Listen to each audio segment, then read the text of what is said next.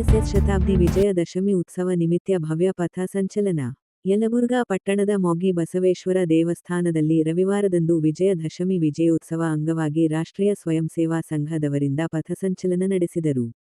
ಶತಮಾನೋತ್ಸವ ಕಾರ್ಯಕ್ರಮದಲ್ಲಿ ಶ್ರೀಧರ ಮುರಡಿ ಹಿರೇಮಠದ ಶ್ರೀ ಬಸವಲಿಂಗೇಶ್ವರ ಶ್ರೀಗಳು, ಭಾರತ ಮಾತೆ ಶ್ರೀ ಭುವನೇಶ್ವರಿ ಭಾವಚಿತ್ರಕ್ಕೆ ಪುಷ್ಪ ಮಾಲೆ ಹಾಕುವ ಮೂಲಕ ಗೌರವ ಸಮರ್ಪಿಸಿದರು.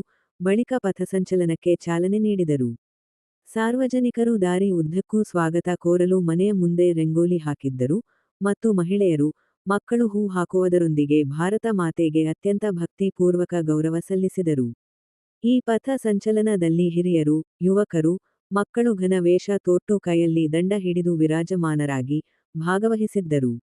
ರಾಷ್ಟ್ರೀಯ ಸ್ವಯಂ ಸೇವಕ ಸಂಘ ಸ್ಥಾಪನೆಯಾಗಿ 100 ವರ್ಷದ ತುಂಬಿದ ಹಿನ್ನೆಲೆ ವಿಜಯದಶಮಿ ಉತ್ಸವ ಸಂಭ್ರಮವನ್ನು ಅದ್ದೂರಿಯಾಗಿ ಆಚರಿಸಿದರು. ಈ ವೇಳೆ ಹಿಂದೂ ಸೇವಾ ಪ್ರತಿಷ್ಠಾನ ಸಂಚಾಲಕರಾದ ಸುಧಾಕರ್ ಘನ ಅಧ್ಯಕ್ಷತೆ ವಹಿಸಿ, ಅವರು ಸಂಘ ಮೂಲ ಉದ್ದೇಶ, ದೇಶಭಕ್ತಿ ಕುರಿತು ಮಾತನಾಡಿದರು. ಮುಖ್ಯ ಅತಿಥಿಗಳಾಗಿ ನಗರದ ವಕೀಲರಾದ ಸುಭಾಸ ಹೊಂಬಳ ಇವರು ಈ ಕುರಿತು ಮಾತನಾಡಿದರು.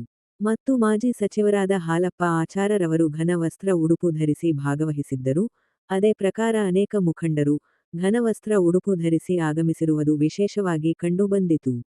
ಇದೇ ವೇಳೆ ವಿವಿಧ ವೃತ್ತದಲ್ಲಿ ಬಾಲ ಮಕ್ಕಳು ಅಗ್ರಗಣ್ಯ ನಾಯಕರಾದ ಸ್ವಾಮಿ ವಿವೇಕಾನಂದ, ವೀರರಾಣಿ ಚೆನ್ನಮ್ಮ ಹೀಗೆ ಇನ್ನೂ ಅನೇಕ ನಾಯಕರ ವೇಷ ಭೂಷಣ ಉಡುಗೆ ತೊಟ್ಟು ಸಾರ್ವಜನಿಕರ ಕಣ್ಮನ ಸೆಳೆದರು.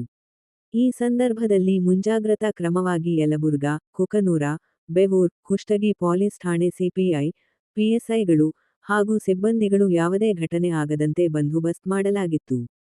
ವರದಿ ಚೆನ್ನಯ್ಯ ಹಿರೇಮಠ, ಕುಕನೂರು.